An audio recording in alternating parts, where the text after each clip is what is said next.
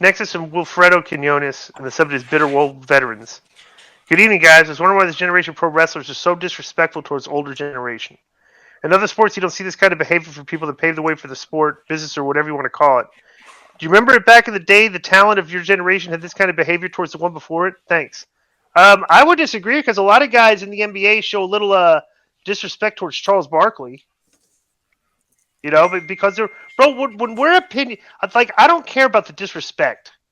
Well, we're opinionated and we're talking about the current product.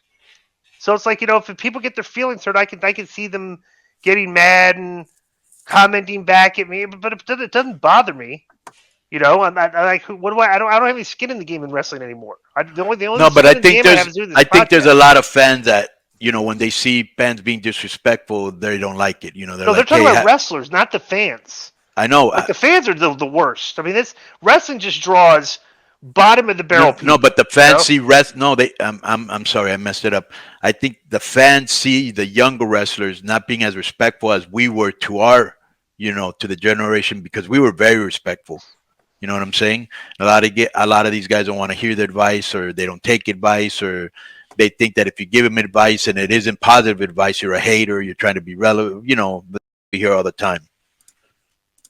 next is from Luke Smith, our boy from Down Under. The subject is boxing. Hey boys, a fight I'm looking forward to Down Under next week is Tim Tszyu versus Tony Harrison for the WO Super Welterweight title next week. They will fill a 20,000 seat stadium here in Sydney, and I'm keen to see how the son of the great Costa Tszyu goes up against what looks like to be a good opponent.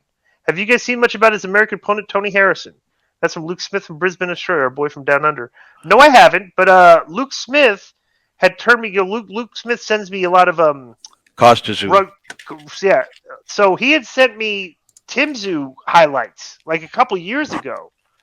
And I was like, "Wow, that Costa Tszyu kid, he looked good, and he's getting better. The kid's undefeated, and I guess this is he's fighting for the WWE Super Welterweight World Title. So like, I'm interested. I mean, This, Costa yeah, this Tim will Tszyu be. looks a good fight. He's a good fighter, you know. Yeah, I want to see this too, because the Harrison guy, he is a good fighter. He had those two fights with Charlo, Mm-hmm. and then he had one with Sergio Garcia.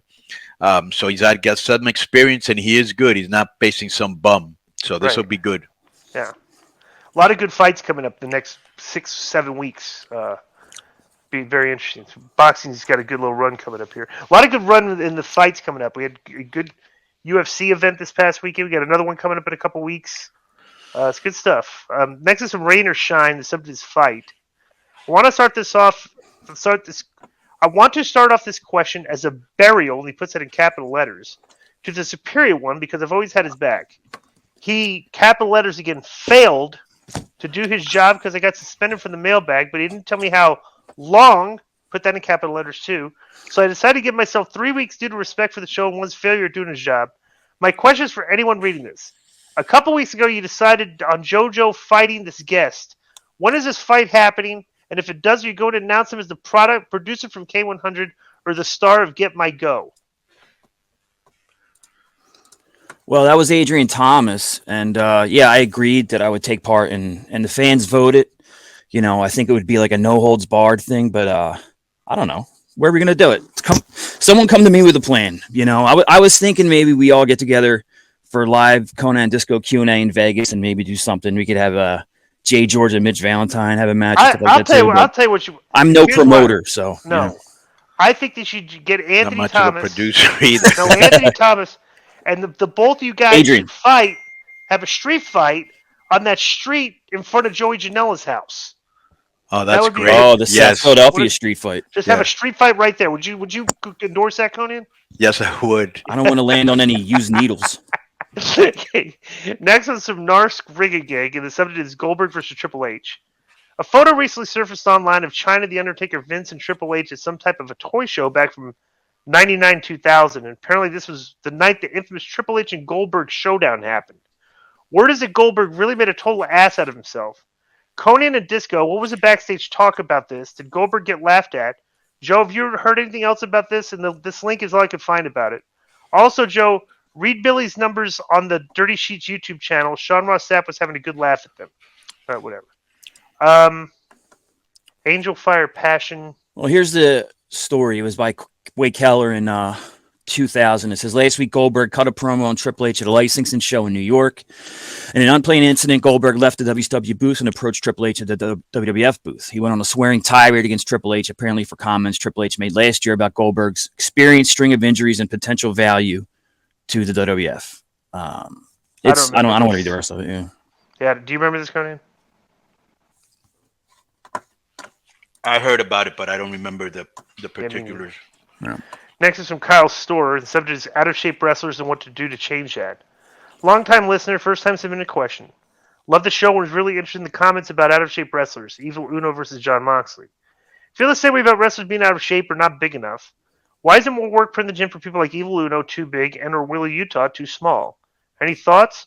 What programs did you guys do to keep in shape during your WCW days and the heavy travel schedule? Thanks, that's from Kyle. Well, we ate a lot of protein and carbs. We worked out like every day we'd come into a town, we'd go to the gym and work out.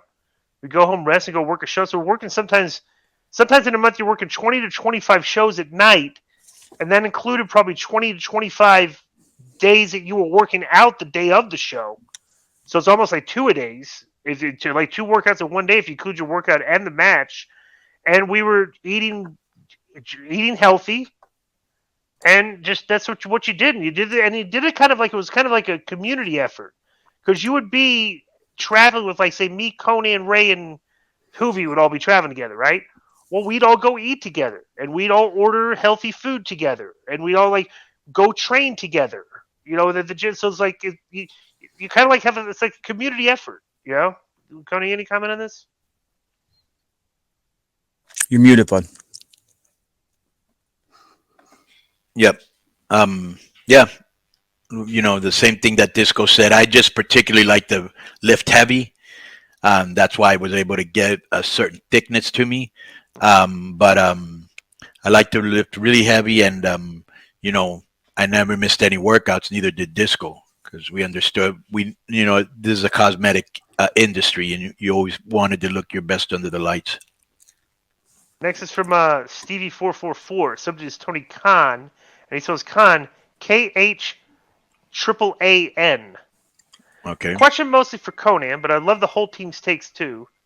Conan recently spoke about how there's a problem going on between AAA and AEW, so he went to a TV taping to hash out whatever the problems were, which I get, because who really wants to have these feuds these days, apart from Feeney versus Body, Team Feeney over here. What I would like to know is, how does Tony Khan help AAA in any way? I'm not going to act like I'm the number AAA of all time, number one AAA fan of all time, but it seems like you guys have been doing really great business for years and years before AEW even started. So why would you really care about being cool with Tony Khan? AEW doesn't have any stars or draws, so AAA really shouldn't sweat any issues with them. That's just my point of view. I'd love to know yours.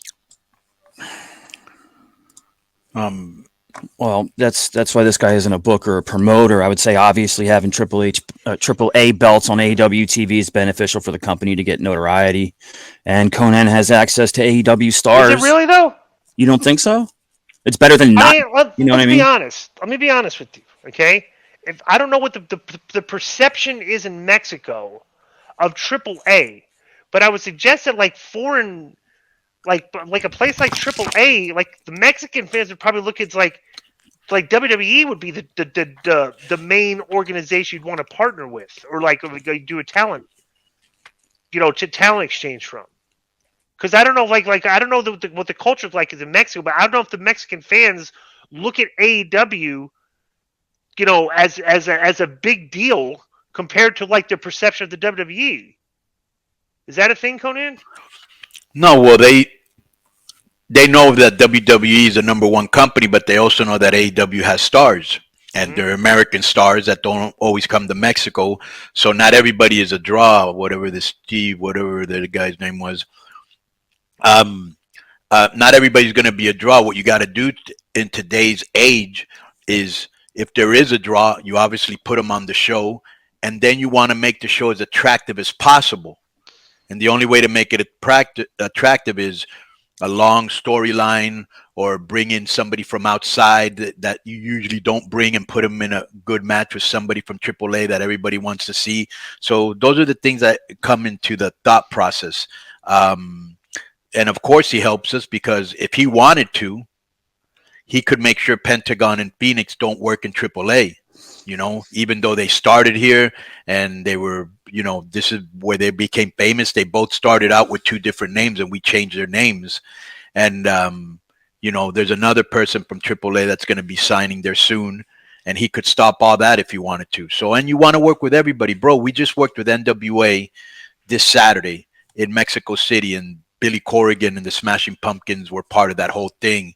There were over 20,000 people there, which a lot of people, you want to get your product in as many eyes as possible, and doing cool like this. So working with NWA, we've worked with Impact, we've worked with MLW, bro. We work with GCW. I work with everybody. We work with everybody. We don't got no beef. This is all about business, not personal. Because the thing I always hear from other promoters when I try to be a mediator and go, hey, why don't you work with this guy? Well, what does he bring to the table? And what is in it for me? How about what's in it for the fans, dude? So at the end of the day, I think that's my best answer to your question. Next is and by the way, I'm on Team Body. Nothing. Next How much heat does that have with you, Joe? Oh, man. The subject is bad by choice. Hey, K100. Last night, me and my buddies were having a few Irish waters, and we came to the conclusion that the worst wrestling match in history was the Shawn Michaels and Triple H versus Undertaker and Kane total from one of the Saudi events. I mean, this match is so bad on so many levels, such as HBK accidentally pulling Kane's mask off while throwing punches. Surely it's done on purpose. It's not as bad as some England wanting to be a podcast without using podcast equipment while boasting about fake wrestling news stories and giving out betting tips, but do you think there's a chance that the match was done so badly on purpose? I remember reading that these guys were banking at least 7 figures each for the match, yet this is the best they could come up with. Conan, Disco, and Joe, what did you think of the DX versus Taker and Kane? Was them goofing off? And Conan and Disco, have you guys ever been in televised matches and just thought this and stopped putting effort into it? I have no clue what you're talking about this match. I didn't see it, and I've never not put effort into a performance. Did you hear about this match, Conan? No. Yeah, it's whatever. Yeah, it was very bad, and everybody knows it, including the guys involved.